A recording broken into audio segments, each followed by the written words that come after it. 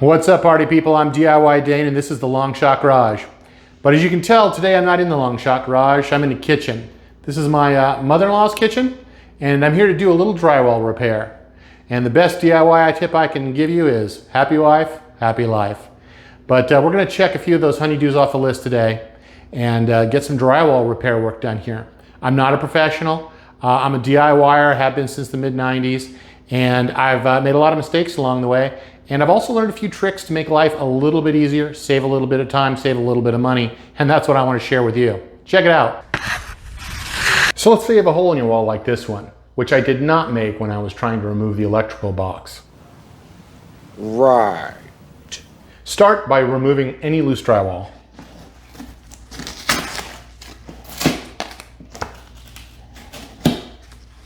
It's tougher than it looks. So the first problem we have here, that's not a square hole. Now it's actually fairly difficult to cut a piece of drywall out to fit an odd-shaped hole like this. So instead, I like to take a square piece of drywall just slightly larger than the hole I'm looking to cover, trace it out on the wall, and then cut it out with a drywall saw. For me, it's just a lot quicker and easier to match the wall to the patch panel than the other way around.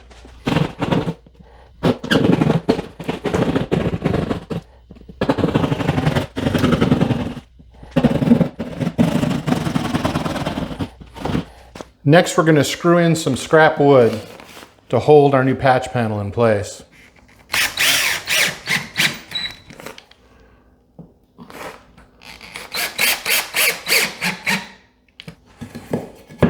Easy fit. Because my piece wasn't perfectly square, I keyed it so I knew which way it went in the hole. Next, just grab a few extra drywall screws and put one on the opposite side next to your other drywall screw so you know where the wood piece is. Also, you want to sink that drywall screw just a little bit down below the paper so it's below flush, but barely. Once your drywall patch piece is secured, it's time for some tape. I like to use the mesh tape for repairs.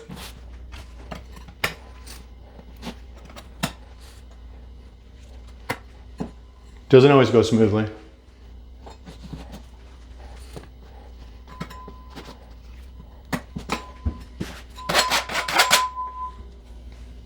Now we're ready to lay up some mud. So you want to load up your drywall knife. I'm using the 6-inch drywall knife right here. And that's where the tray comes in handy. It's easy to load up the drywall knife and it's easy to clean off the drywall knife. So load it up something like this and then work off the edges like that. This will help keep the drywall mud from squeezing out the edge and hitting the floor. And then you just apply it. So start with the drywall knife at about a 45-degree angle on the wall and then lean back in as you smear it along. And then just keep repeating that.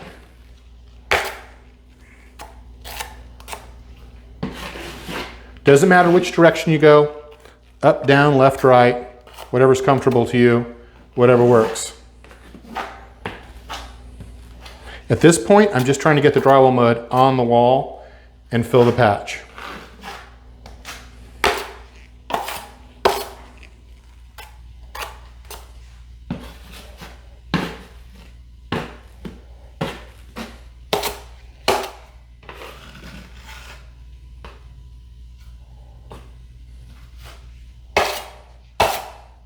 And that's a good start.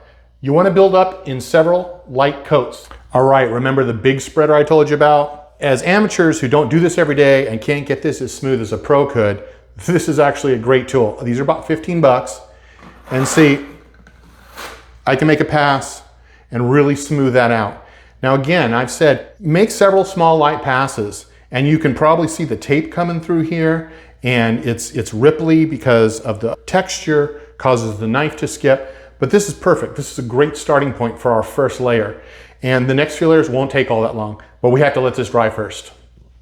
Now that the mud from the first layer is dry, we can come back and work on that second coat.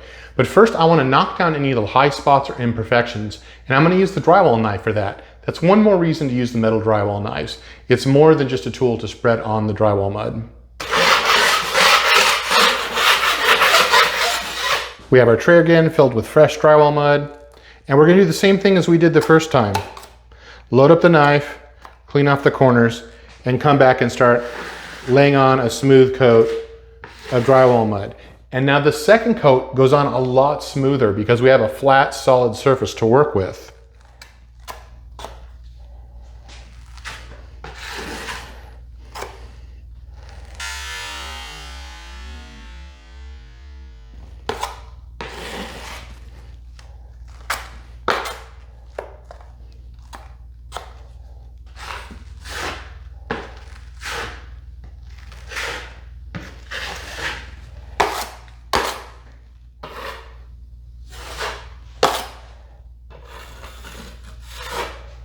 Here we are at the end of the second coat, and honestly, I don't think we'll need a third. It's smooth, it lays flat, the edges are feathered. There's just no reason to put a third coat on this. Once it dries, we can hit it real fast with a little sandpaper, and it's ready for texture. All right, I'm back, and you can see there's been quite a bit of change since the last cut. Basically, I finished off that door opening behind me, and the patch, it's ready to go. Even still, I'm gonna go ahead and hit it with a foam standing block that I got in the drywall section.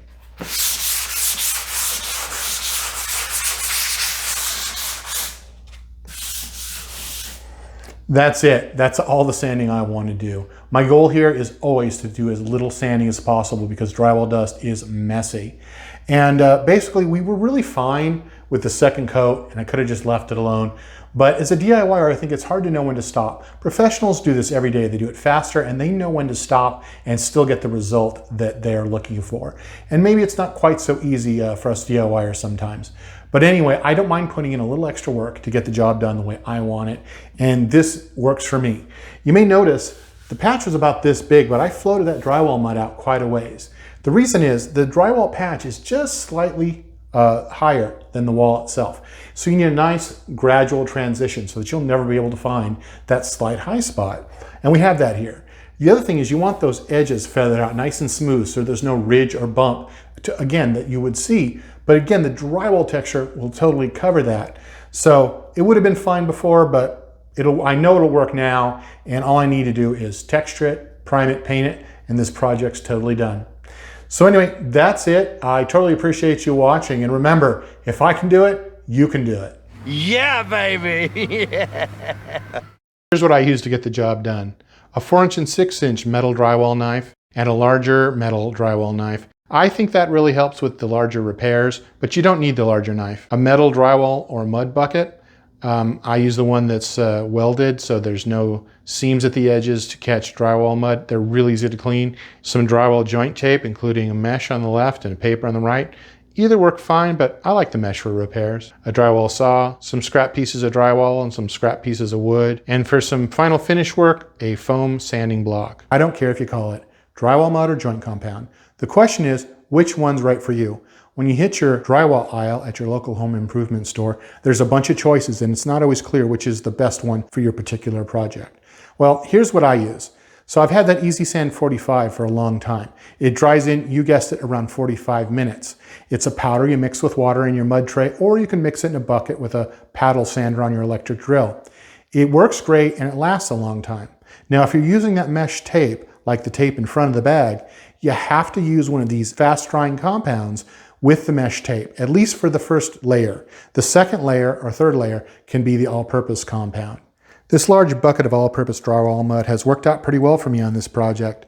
There are a couple complaints about it. People say it's a little stiff, but you can always add a little water and thin it out. The other thing is it doesn't last forever. To make it last as long as possible, I like to work from the top down like this and keep the sides of the bucket as clean as possible so that we don't get dry bits of drywall mud in your fresh drywall mud, which makes it much harder to spread.